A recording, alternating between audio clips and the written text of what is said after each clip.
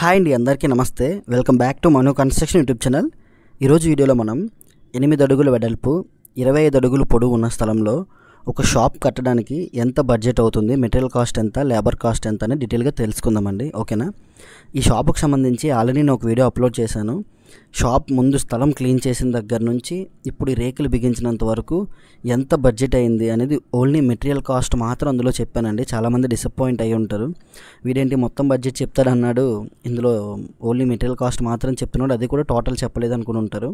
So ఎవరు తప్పుగా అనుకోవద్దండి, ఎందుకంటే మొత్తం కలిపి అంటే ఇప్పుడు నేను తాపీ పని మొత్తం మొదలుపెట్టిన దగ్గర నుంచి కంప్లీట్ చేసినంత వరకు ఎంత బడ్జెట్ అయింది, ఎంత మెటీరియల్ కాస్ట్ అయింది, ఎంత లేబర్ కాస్ట్ అయిందని డీటెయిల్గా చెప్దామని చెప్పేసి అందులో ఏం చెప్పలేదండి. ఓకేనా? సో ఎవరైనా పాత వీడియో చూడని వాళ్ళు ఉంటే వీడియో అయితే చూడండి. సో ఆ వీడియో చూశారు కదా, అక్కడ నుంచి కూడా అంటే మేము మొత్తం షాపు పైన బోధులు కట్టిన తర్వాత బోధులు ప్లాస్టింగ్ చేసి తర్వాత అవుట్ సైడ్ ప్లాస్టింగ్ అయితే మొదలు పెట్టామండి. ఒక 3 days ఫుల్గా క్యూరింగ్ చేసిన తర్వాత. ఓకేనా? సో అవుట్ సైడ్ మొత్తం ప్లాస్టింగ్ చేసిన తర్వాత ఇన్సైడ్ ప్లాస్టింగ్ అయితే వెళ్ళడం జరిగింది. ఓకేనండి? సో అదేవిధంగా ఇప్పుడు మీరు అవుట్ సైడ్ ప్లాస్టింగ్స్, ఇన్సైడ్ ప్లాస్టింగ్స్ చూస్తున్నారు కదా. సో ఈ ప్లాస్టింగ్స్ వీడియో మీరు డీటెయిల్గా చూడండి. అలానే స్టార్టింగ్ నుంచి కూడా మొదలుపెట్టిన దగ్గర నుంచి మరొకసారి మెటీరియల్ కాస్ట్, లేబర్ కాస్ట్ మొత్తం డీటెయిల్గా మనం తెలుసుకుందాం. ఓకేనా? సో వీడియో అయితే ఎక్కడ స్కిప్ చేయకుండా చూడండి. అలానే వీడియోలో నచ్చే ఇన్ఫర్మేషన్ మీకు నచ్చితే తప్పకుండా మీ వంతుగా వీడియోకి ఒక లైక్ చేసి ఛానల్ అయితే సబ్స్క్రైబ్ చేసుకోండి. మరి ఎన్నో వీడియోస్ అంటే ఇటువంటి వీడియోస్ మీకు షాప్ కట్టడం కానీ, ఇల్లు కట్టడం కానీ, కన్స్ట్రక్షన్ వర్క్కి సంబంధించి ఫుల్ ఇన్ఫర్మేషన్ అయితే మన ఛానల్లో ఉంటుంది. ఓకేనండి? సో అదేవిధంగా ఇక్కడ షాప్ ఏదైతే కట్టామో ఉత్తరాంధ్రలో విజయనగరం జిల్లా బొబ్బిల్లో మేము కట్టడం జరిగింది. మాకు ఇక్కడ అయిన ఖర్చు అంటే మా ఏరియాలో మా ప్రాంతంలో ఉన్న రేట్లు మాత్రమే మీకు నేను షేర్ చేస్తున్నానండి. సో మీరు వేరే ప్రాంతంలో చూసినట్లయితే అక్కడ రేట్లు వేరే ఉండొచ్చు, బట్ మెటీరియల్ ఎంత పడుతుందనే ఒక కాస్ట్ అయితే మీకు తెలుస్తుంది అనమాట, ఒక ఇన్ఫర్మేషన్ అయితే తెలుస్తుంది. ఓకేనండి? అంతే తప్ప ఇంతే రేట్లు అవ్వాలని అయితే లేదండి. రేట్లు కొంచెం మారచ్చు, అంటే లేబర్ కాస్ట్ మారుతుంది, మెటీరియల్ కాస్ట్ కూడా మారుతుంది కదా. సో దానివల్ల అనమాట. ఓకేనండి? సో వీడియో అయితే ఎక్కడ స్కిప్ చేయకుండా చూడండి. ఇక్కడ మీరు చూస్తున్నారు కదా, అవుట్ సైడ్ 2 సైడ్లు కూడా ప్లాస్టింగ్ వర్క్ అయితే అవుతుంది. దీని తర్వాత ఫుల్గా మళ్ళీ అవుట్ సైడ్ క్యూరింగ్ మొత్తం చేసిన తర్వాత మేము లోపల ఎలక్ట్రికల్ గాడీలు కొట్టడం కానీ ఎలక్ట్రికల్ వర్క్ చేయడం జరిగింది. ఓకేనండి?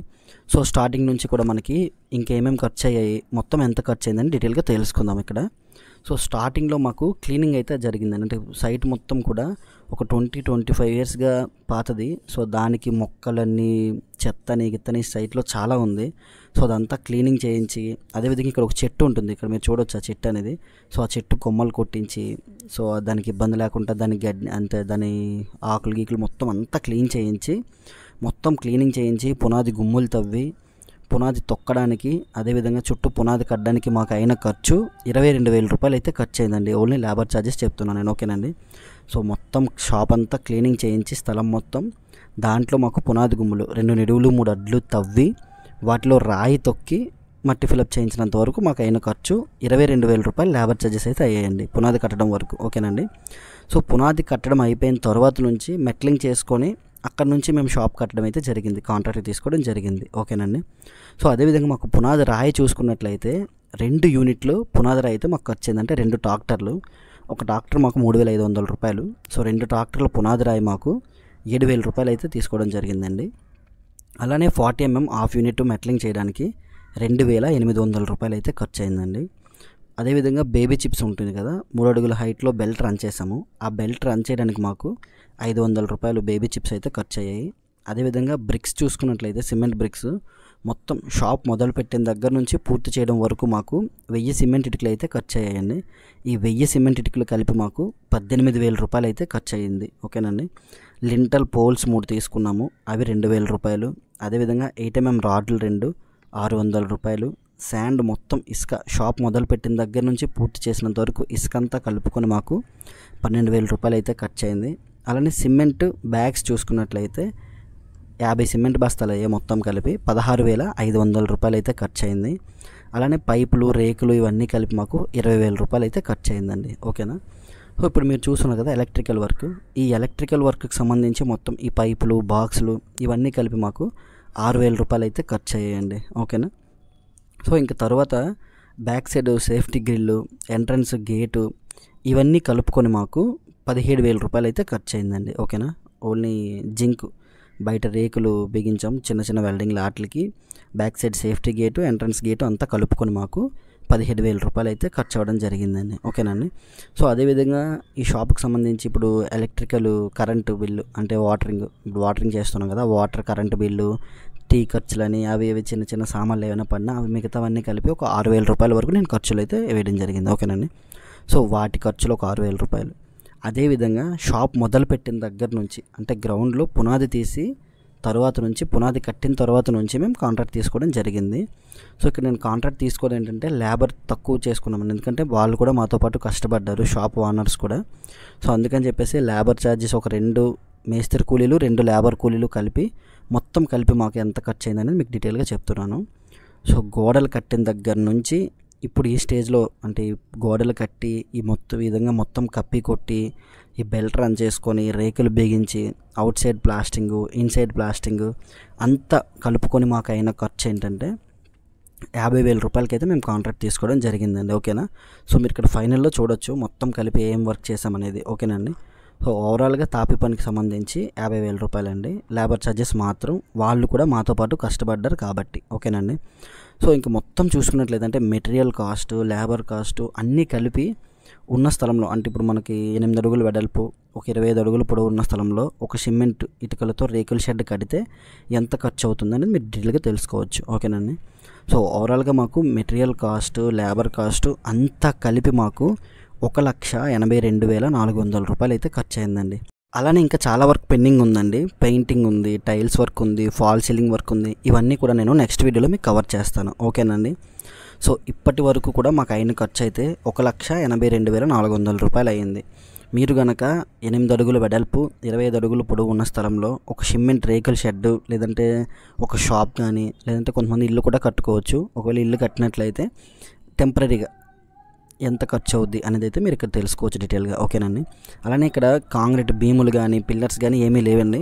ఓన్లీ సిమెంట్ ఇటుకలతో పునాది వేసి గోడలు కట్టి ప్లాస్టింగ్ చేయడం వరకు అయిన ఖర్చేనండి. ఓకేనా. సో మరొకసారి మనం డీటెయిల్గా మొత్తం తెలుసుకుందాం. స్టార్టింగ్లో సైట్ క్లీనింగ్ చేయించి అంటే పాత షాప్ ఉండేది తీసి కొమ్మలన్నీ కొట్టి క్లీనింగ్ చేసి ఈ పునాది గుమ్ములు తవ్వి పునాదులు కట్టడం వరకు అయిన ఖర్చు 22,000 రూపాయలు అయితే ఖర్చు అయిందండి. ఓకేనా. సో అక్కడ నుంచి మీరు మెటీరియల్ చూసుకున్నట్లయితే పునాది రాయి 7,000 రూపాయలు, 40 mm metal half unit 2,800, baby chips 500 రూపాయలు, సిమెంట్ బ్రిక్స్ 1000 ఇటుకలు అయ్యాయి 18,000 రూపాయలు, లింటల్ ఫోల్స్ 3 వేసాము అవి ఒక 2,000 రూపాయలు, 8 mm రాడ్లు 600 రూపాయలు, శాండ్ మొత్తం ఇసుక మొదలుపెట్టిన దగ్గర నుంచి శాండ్ ఫిల్లింగ్ కానీ ప్లాస్టింగ్స్కి బ్రిక్ వర్క్కి అంతా కలిపి 12,000 రూపాయలు, సిమెంట్ బ్యాగ్స్ 50 సిమెంట్ బస్తాలు అయ్యాయి 16,500 రూపాయలు. అదేవిధంగా పైపులు రేకులు చూసుకున్నట్లయితే 20,000 రూపాయలు ఖర్చు అయిందండి. అలానే షాప్ మొత్తం కలిపి అంటే ఇప్పుడు ఏదైతే ఇప్పుడు వర్క్ మేము మొత్తం కాంట్రాక్ట్ అనమాట, అంటే ఈ షాప్ మొదలుపెట్టిన దగ్గర నుంచి పూర్తి చేసినందుకు మొత్తం కాంట్రాక్ట్ అంతా కలిపి 50,000 రూపాయలు. ఎలక్ట్రికల్ పైపులు బాక్సులు కలిపి మాకు 6,000 రూపాయలు. గేట్లు అదేవిధంగా ఇప్పుడు సేఫ్టీ గ్రిల్స్ ఉన్నాయి కదండి, back side safety grills, entrance gate ఇదంతా మీరు చూస్తున్నారు కదా, ఇదంతా కలుపుకొని మాకు ఒక 17,000 రూపాయలు అయ్యాయి. మిగతా చిల్లర ఖర్చులు అనమాట, అంటే ఈ వాటర్ కరెంట్ బిల్ అని ఇవన్నీ టీ ఖర్చులు ఇవి ఉంటాయి కదండి, అవి మొత్తం కలిపి మాకు 6,000 రూపాయలు. ఓకేనండి. సో టోటల్గా మాకు ఖర్చు అయింది 1,82,400 రూపాయలు. ఓకేనండి. సో మీ ఏరియాలో మీరు షాప్ కట్టినట్లయితే ఎంత ఖర్చు అవుతుంది, అదేవిధంగా ఇప్పుడు నేను ప్రతి ఒక్కటి డీటెయిల్గా మీకు బడ్జెట్ అంతా చెప్పానండి. ఇక్కడ మాకు అంటే ఉత్తరాంధ్రలో విజయనగరం డిస్టిక్ బొబ్బిల్లో మా ఏరియాలో ఉన్న రేట్లు మొత్తం మీకు చెప్పాను. ఇందులో మీ ఏరియాలో కాస్ట్ సేమే అవుతుందా లేదంటే ఏదైనా కాస్ట్ డిఫరెన్స్ అవుతుందా అంటే ఎక్కువ అవుతుందా అనేది తప్పకుండా చెప్పండి. అదేవిధంగా మేము చేసిన వర్క్ అంతా కూడా టోటల్గా అంటే స్టార్టింగ్ వీడియో నుంచి ఇప్పుడు మీరు మొత్తం చూసుంటారు కదా, వర్క్ అంతా ఏ విధంగా అనిపించింది అనేది కూడా తప్పకుండా కామెంట్లో చెప్పండి. అలానే ఇప్పుడు మేము ఇక్కడ పునాది రాయి కానీ మెటీరియల్ కాస్ట్లు కొన్ని చెప్పాం కదా, ఏరియా వైజ్గా కొన్ని దగ్గరలో మారొచ్చండి. మీరు కనుక కొత్తగా షాప్ కట్టాలి అనుకుంటున్నట్లయితే ఇవే రేట్లు అవ్వాలి, ఇదే లేబర్ ఛార్జెస్ అవ్వాలని అయితే లేదండి. లేబర్ ఛార్జెస్ మారుతాయి, అదేవిధంగా మెటీరియల్ రేట్లు కూడా మారుతాయి, చాలా వరకు డిఫరెన్స్ ఉంటుంది. అలానే ఇక్కడ లేబర్ ఛార్జెస్ కూడా షాప్ ఓనర్ కూడా మాతో పాటు కష్టపడ్డారని చెప్పాను కదా, వాళ్ళు కూడా మాతో పాటు ఉండి వర్క్ చేశారు కాబట్టి తక్కువలో అయిందండి, లేదంటే 75,000 80,000 రూపాయల వరకు ఖర్చు అవ్వచ్చు. ఓకేనండి. సో ఓవరాల్గా అయితే ఇది. నెక్స్ట్ వీడియోలో మనం fall ceiling, tiles, painting, wood work ఇవన్నీ కూడా డీటెయిల్గా తెలుసుకుందామండి. ఓకేనా? సో మొత్తం కలిపి అంటే 8 అడుగుల వెడల్పు, 25 అడుగుల పొడవులో ఒక షాప్ కట్టినట్లయితే ఏమేమి ఉండాలి అనేది మీకు డీటెయిల్గా చెప్పాను.